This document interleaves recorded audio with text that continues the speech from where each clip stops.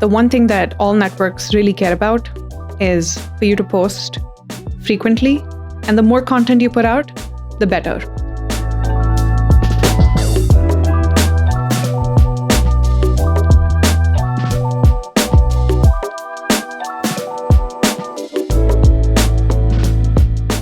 Hey everyone, welcome back to the Beyond Social podcast. My name is Reggie. I'm one of the co-hosts, and this is the show where we talk about how we are building an awesome tool for social media managers. And today we're actually peeling back some of the layers. We're going behind the scenes on some maybe polarizing topics in social media management in general. We're going to be talking about shadowbanning. And today I've got our head of marketing here at Vista Social, Sabreen, welcome to the show, and Vitaly, our head of product. We're going to talk about this, and I really want to hear from both of you on the topic of shadowbanning. And maybe, Vitaly, maybe you can start off by just kind of giving us a little bit of clarity for our listeners. What is shadowbanning? What is it not too, right? Because there's real banning too, right? Right. So I think the shadow banning essentially is this notion that somehow your content is being sort of, it's not performing. And the reason for that is because the networks are somehow not treating your content as a first-class citizen for whatever reason. And there are, again, part of our conversation today is really to dive deeper into why that's happening, why some people think it's happening. There is a banning aspect to being on social where your profiles, not your profiles, but anybody's profiles can get suspended for violations of terms and a number of other reasons. But these are hardcore situations where things physically have happened to your profile. So it's not a question of your content underperforming. It's a question of your profile being suspended. Mm-hmm. So these are very clear-cut cases of when a profile violated terms and conditions of the network for whatever reason. The network suspended the profile, done and done. In some cases, through the appeals, that could be reinstated, like we've seen with some famous people sometimes. But in a lot of cases, it's permanent. But that's not really part of our discussion, although I think we'll be kind of comparing the shadow banning to the banning. So shadow banning is presumably, according to certain theories, is when your content is underperforming, and the reasons for it aren't to do with the content itself, but rather with the way you're being perceived by the social network in question. Okay. I do kind of want to expand on that for our listeners too. You know, I helped a couple of restaurant brands in the past, and I remember there was one specific restaurant where maybe about a year ago, you log into the app and the profile was gone. Email gets sent out. You're flagged for community policy abuse, whatever it is, and then there's an appeal button. You click on it, and honestly, there was nothing really there. So we appealed, and within 2 minutes, email came back, oh, we're so sorry, your account is active. And then like 3 weeks ago, I got an email from them again saying, hey, you know, can you help us out? This happened again to the account. So for you listening, this is not that. We are talking about shadow banning, which is not the actual banning. And so Sabreen, I know that before this episode, we started talking a little bit about how you used to maybe be a non-believer. And now we're getting to the point where maybe you've converted to the dark side. Yeah, it is. It is interesting with my own brand that I have experimented with over the years. I have consistently gotten a certain number of views, and I think last year maybe I saw a major spurt, maybe 47%. And with that, I saw that consistent growth going up again. So typically, if I was getting 1,000 views on a story, I knew that the next day, even if I didn't post anything, the newer stories would still get 700 views. But I do remember if there were any campaigns, specifically if you were posting during a very political unrest or like a specific hashtag that was controversial, and if you chose to include that in one of your stories without expressing any kind of extreme sentiment, I consistently saw that particular story would have 200 views. And so even though I've been a skeptic for a majority of my kind of internet citizenship, if you want to call that, I do believe that there is some truth to it, but I think that there are multiple factors that go into it, which I'm sure we'll get into. But isn't it also true that use of certain hashtags can also do quite the opposite? Yep, where absolutely. Instead of getting 700 views, you'll get 7,000? Yep. So this is a really great point. And I think hashtags are also a very controversial point in social media, because Instagram, for example, allows you to use 30 at the most. And people are like, well, I'm going to use all 30 and hopefully I'm going to get juice Mm. from all of them. Mm.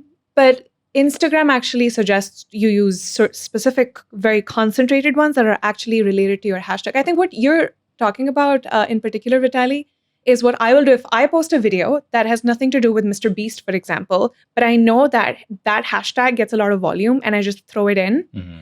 Instagram doesn't necessarily see it as a good thing because they're like, well, you're just doing this for clout. Your Right. content is not related to, those are like some of the other factors where your account gets flagged as being really spammy or using hashtags that are completely out of context. And that actually contributes towards But shadow I banning. think right then and there, right, we begin to now theorize as to what Instagram or TikTok, right, might be doing. So Mhm. using Mr. Beast's Hashtags. hashtag, we are now beginning to suspect that what if Instagram Mhm. somehow this sort of dislikes this notion of sort of, let's call it hashtag plagiarism, and somehow downgrades your profile. Sabreen, don't you think that that's still a bit of a theory, though? I mean, how do you know that Instagram cares which hashtag you use in the end of the day? Yeah, there is no way to 100% say that, yeah, there is no preamble that exists that clearly. I think it's a controversial thing. It's a slippery slope. No social media platform will ever come Right. out with literature around that. But I do think that relevance is a big piece in social media. And so anytime you're trying to go after high volume keywords, and by high volume keywords, I mean newer brands would try to go after hashtags that have volume between 500 to maybe like Mhm. 100,000 because you have a higher chance of getting to the explore feed. But you have to be careful about that hashtag mix because, again, if you're using 15 hashtags and your video is about ice cream and all the hashtags are like Shakira and Beyonce, it's just not Sure. going to reach the right audience. And so a lot of the times people also confuse that with why am I not getting the views? Well, because even if your content is getting into those Shakira and Mr. Beast and whatever else streams, Fair. it's getting to the wrong people who are just not interested. Fair. I want to go back to a couple weeks ago. Adam Mosseri, head of Instagram. And by the way, if you're listening, I know we're focused on Instagram a little bit for right now, but Mhm. every network, right? There are theories around what certain things trigger or can cause shadow banning. But the head of Instagram, a couple of weeks ago, in his Ask Me Anything that he does on his stories, someone asked specifically around hashtags, hey, are hashtags still something that I should be doing to increase reach? And he suggested that their algorithm has shifted from recommending content based on the hashtag you're using and using it more as a content categorization system to help you to categorize and organize your content. And if maybe there might be, I guess, a small play in SEO. But again, if we go just based off of what he's saying, that it's maybe something that their algorithm has kind of moved on from. There is another theory, though, that I want to bring up and talk about, which is maybe in that spammy feel that you were talking about, Sabreen, which is posting too often, right? I Mhm. mean, with Vistasocial and just kind of being part of the social media management community for almost the last decade, we've seen lots of different social media management strategies, from unique content that's curated and massaged and researched specific for a brand, all the way from using pre-built templates of content that gets recycled over and over again over the course of a month, right? And so one of the theories is around, can posting too often, twice a day, 3 times a day, the same thing several times in a week, could that possibly be leading to someone getting shadow banned? But can we also then maybe list out all the possible theories why people have? So you have posting too often, using wrong hashtags, Yeah. Posting content that's not unique enough. Right. What else have we heard? If you start running ads, I've heard that one. You start running ads, now these networks say, "Oh, let's bring you some more money," and then they start, suppressing your organic reach, so that suppressing they your want organic you to try to spend. to get you to spend. I've heard that. Yeah, another big one would be pods, engagement pods. And I know that the topic of engagement pods is more LinkedIn focused these days, but I think it originally started on Instagram. Again, I know we're kind of coming back to the platform is because Instagram really is the king of, that's where the whole topic of shadow banning came about. You would notice that on a lot of these accounts that grow too quickly, if you ever notice the comment section, you'll see weird hashtags or comments like for like, which is basically if I like your, I will like your comment back or I will like your post back. And I think Instagram also flags those kind of comments as this is weird. This doesn't add any value to what you just posted. And you're clearly like, you've paid for this kind of engagement. That would be another factor. So I think all of these, though, right, are still theories, right? I just want to make sure that, so these are the things that we hear day in and day out. And a lot of these theories or rumors are quite persistent. Right. Like the notion of posting too often, right? That is a very persistent rumor that people sort of have. But me being maybe from a product sort of technological background, I have to kind of think of, say, Instagram in this case, right? So you have Instagram that has probably like 1 billion posts a minute or an hour. Like they have Something to be crazy. facing some absolutely incredible volume, right? And as you mentioned Mosseri, but I think we also talked about how they rank content, Right. and how they rank content based on how often was something shared within a DM, right? And if you think about what he says there, right? He says that they really care about ranking good content and making good content appear in people's sort of feeds, and because that's what Instagram really pursues. They pursue an environment where people really see more interesting content. But that's approaching it from the positive perspective, right? So you're looking for good content. I'm just wondering how much effort they put into searching for not bad content, but irrelevant content. You know what I mean? Like, so they have pieces of content that are just blah. You know, they're not good, they're not bad, they are not spammy, they're not, they're not aggressive, they're not violent, they just nothing. Just blah content. I just find it hard to imagine that Instagram cares about that stuff enough to say, oh, you posted, one too many irrelevant posts, because it's like an effort. Like they have to have a system to deal with it. It's an expense. Like to me, it's just noise. They kind of somewhat ignore it. Right. I'm just not sure if you can say that a profile with 100 views is on a radar for Instagram to kind of shadow ban.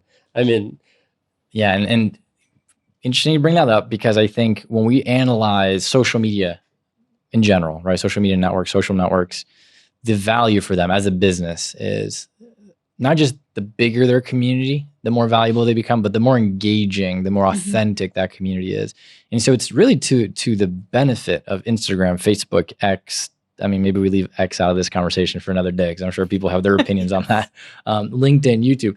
It's to their benefit to procure content that is going to be engaging, that people are going to love to see, because if they see it, maybe they're going to stick around longer. They're going to go watch another one. Now there's an ad in between that one, and now you're making some revenue as an organization. So that's a fair point. Is it possible that Instagram and these networks have bigger fish to fry, in the sense that they're trying to perfect an algorithm to show you more good stuff versus trying to sift through, create an algorithm that's going to suppress things that aren't necessarily so good? I would, to add to that, I would say the one thing that all networks really care about is for you to post frequently. And the more content you put out, the better, which is where social media management tools obviously come in really handy. Just even for myself, for LinkedIn, I'm pushing out more content. I've seen exponential growth. But I would say social media in particular, I think, is more focused on the engagement versus the like if it had to rank between engagement and quality, it would go after engagement. So I was telling Vitaly the other day that I saw this guy who has an entire profile where he just sneezes. And he has a really funny sneeze. So there's no real value. Can you give us a little snippet? I will definitely try to find it. But I meant you. Yeah, I'm just kidding. But it's his entire feed is pretty much about like how he sneezes. There is no depth to it. Like there is no real value behind it. And I think the way that Instagram still encourages it, because it's like, well, it's technically no value, but it's entertaining. And so the number of engagements you get within the first 30 seconds, 1 minute, is what sends the signal to whoever. Because, I found several pieces of content where if you go to the comment section, everybody has written stuff like, you're so annoying. This is awful. Why do you have please delete your account? What do you say about that? That's like technically a red flag for, shadow ban this person. But Instagram or like Snapchat or like they just won't do that, because it's not harmful in any way. I think when you get into the category of hate speech or like saying something that could potentially harm a community, that just takes it to a whole other level. That's what I do kind of believe that shadow banning might be a thing. Yeah. I think it's flavors of genres, right? So you have sneezes and you have some other types of content, and it's genres. I mean, people like to watch different types of content. Some people prefer music videos, and some people like reality shows. You know, you have others that like nature, sneezes. You know, you name it, right? I mean, that's what Instagram, like, or any social network, their value is not. They're not looking at the value in a sense of, I don't know, you got to educate the world or make the world better, or it's pure entertainment, and entertainment, unfortunately, is quite diverse. We get entertained by a lot of stuff that's quite, different. And I even to the point where something that Sabreen mentioned, like, you have content that's, let's say, violent or aggressive, Right. but even that is like highly subjective. Yeah. Like, and now we get into a bit of a censorship and cancel culture and things like that. So I can imagine how Instagram was like, listen, we have billions of videos. How do we know if that one is offensive to these 5 people, or this one is now threatening some other folks? And it's a very difficult area to police.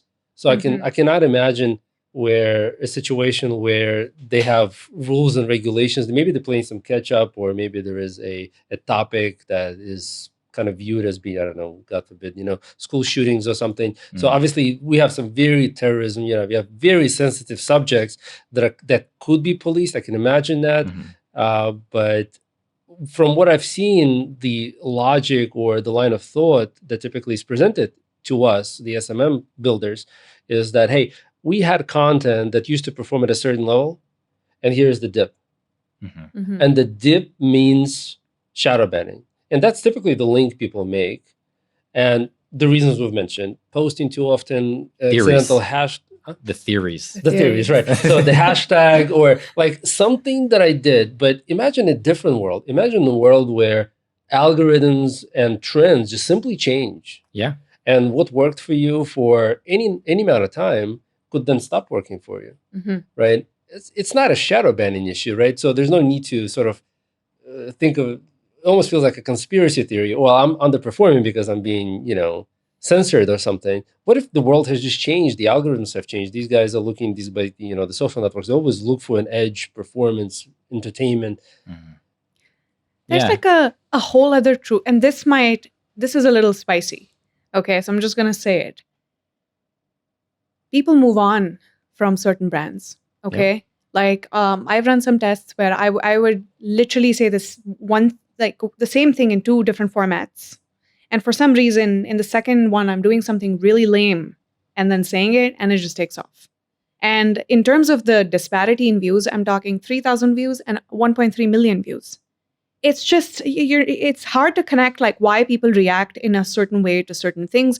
So people have to make peace with the fact that, yes, there are all these factors that come into play where you could be shadow banned, and right. It's also like history. How many negative points have you collected over the course of whatever years? What's your score? Sometimes just there are new creators in the space and people find their content much better and they just simply move on. I think it's hard to come to terms with that because you don't want to lose that sizzle. That's like another really important piece that people miss out on. So what are we saying? Shadow banning exists, or shadow banning is a myth? I mean, I'm supposed to stay neutral, but I'm leaning towards myth. Here's the thing, though, right? And I think you said it too, Sabreen. Our taste as humans, it's almost cyclical. We think something is funny for a while, and then next time, maybe the third time I see a funny video or someone, I don't know, kicks the soccer ball and it hits the post and then it hits the screen. Now I'm jumping when I'm watching. That's funny the first couple of times, but after I see it 3 or 4 times, I'm moving on to a different type of content, right? So there's a nature of evolution around what our tastes are. And so I do also want to, if there's a listener who is considering, hey, I'm seeing that dip, right? I'm using that from the SMM tool and that's the reason. Or I started running ads and that's the reason. It can be easier sometimes to shift the blame. It's harder, but also more beneficial to start doing an analysis. Is it possible that you need to revisit your content strategy? Is the content that you've been posting being doing well for so long, but maybe the audience's tastes are starting to shift? Maybe the audience is getting older. They've grown up with you. We see that a lot in TV shows where, we watch stuff as a kid and then we grow up and they try to remake it and we're like, nope, that just doesn't hit the right way, right? Yeah. So dissect the content, figure out if you could play around with different things.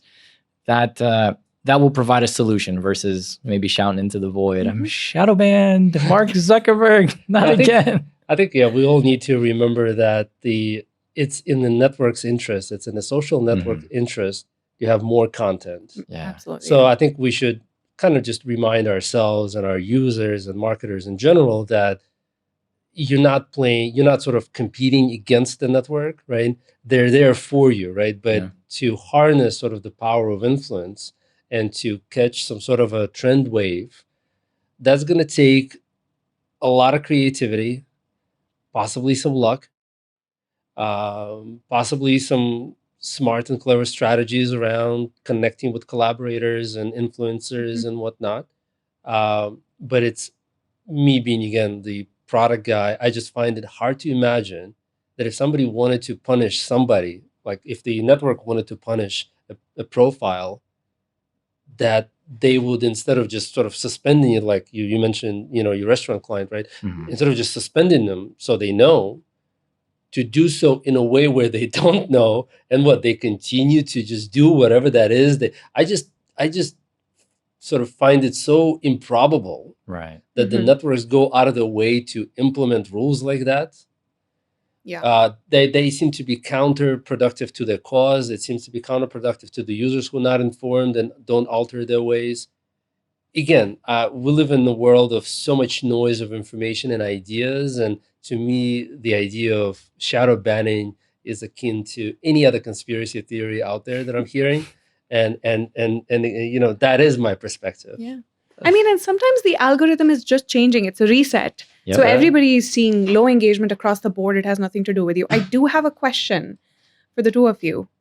Why do you think that there is so much unrest suddenly or noise around this topic? Because I have a hunch. I have a theory as well. I think maybe the shift generationally towards content creation as a possible avenue of a career has a lot more people in this space trying to make it, right? Making it big on social. And so maybe we're seeing the people who maybe aren't as involved, engaged, invested, maybe is the right word, into the fact that, like, hey, social media management, it's a full-time job. If you're going to do this on the weekends and maybe part-time in the evenings, sure, you've got a shot, but there is someone else, maybe most likely in your niche, that's doing this full-time and is figuring out the formula to make engaging content on that network. And they'll probably going to outperform you. Yeah, I mean, I view it as a weakness of sorts, right? So essentially, as a professional marketer, admitting to your own inability to kind of develop performing copy, marketing content and whatnot, to kind of go into these sort of theories on why the world is against you, sort of an idea. So yeah, you might see 16-year-olds that do so much better than perhaps you being the more seasoned marketer. But that's the reality. That's how democratized, how democratized information sort of has become in the entertainment. Yeah, 16-year-old can out entertain any seasoned marketer any time of day. Yeah, they have a better shot at being in Forbes than most of the seasoned marketers, I would say. They're going to start dropping Forbes 30 under 30, 20, 15, 10 under 10, 5 under 5. So I would say it's mostly the creator economy. That is my hunch, which is as the whole topic of creator economy starts to boom, at the end of the day, like you said, people are, leaving 9-to-5 jobs and they're moving towards earning cash on socials.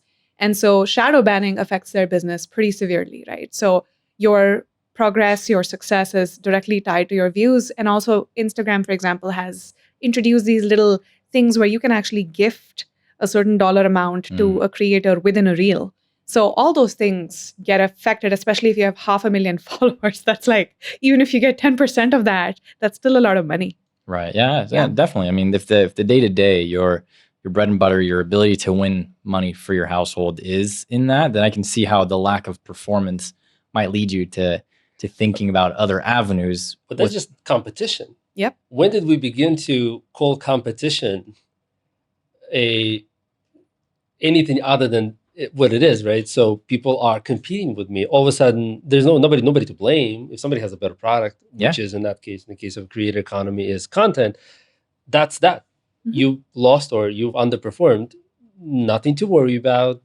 Change your adjust strategy. But I do think that the whole creator economy is a subject for another podcast episode. I mean, can we get to the point where everybody is a creator? I mean, who's going to actually like make things? And, I mean, we're 3 for 3 at this table, aren't we? At this point, You never know. No, that's a great point. The creator economy. Listen, it almost sounds like it's a business, and maybe people aren't really realizing that you're a creator, but you're running a business. Right. And if Best Buy down the street throws up their hand and says, "Oh, we had a bad quarter. I'm blaming it on whatever," right? It's their business. They've got shareholders that they've got to provide value to. They got to kind of figure it out. Yeah. And throwing blame or trying to find excuses, probably not the best way to do it. Yeah, and I think the reason why I'm using the words like conspiracy theories is because I've spent some time looking at some suggestions that the big tech, for example, when it comes to Google searches, ranks searching differently depending on the topic, kind of almost censoring content. And I'm not disputing the possibility that that could be happening, because unlike social media, which is governed entirely by the virality of the content, when it comes to searching, you do have like bigger corporations and kind of involved with ad spend and everything. So it's not as democratized as social media. But I think that's sort of maybe the mentality that people kind of have going into this, is that there is a big corporation out there like Instagram or TikTok, and somehow it's in their interest to kind of maybe silence or shadow ban or restrict certain things. But that's, even though that remains a possibility, my point is there's no way the smaller profiles that have nothing to do with any sort of controversy or any sort of high-end trend can be caught up in that, because if somebody is targeting somebody famous or some politician, that's just that, right? So, and here you are, a restaurant, or it's purely performance. Yeah, absolutely. And if all fails, just start a new channel. In another language. In another language. All right. Well, thank you guys for joining us again on another episode. This one was full of, let's just say, I hope you guys don't finish watching or listening to this episode and decide that Vitaly and I are not someone you want to give us a chance anymore, because you are certain you've been shadow banned. Anyways, thank you for joining us. We appreciate you. If you have any ideas for future episodes, make sure to head over to vistasocial.com/podcast. You can even submit a request to maybe join us in a future episode here in the studio. Thanks again. We'll see you next time.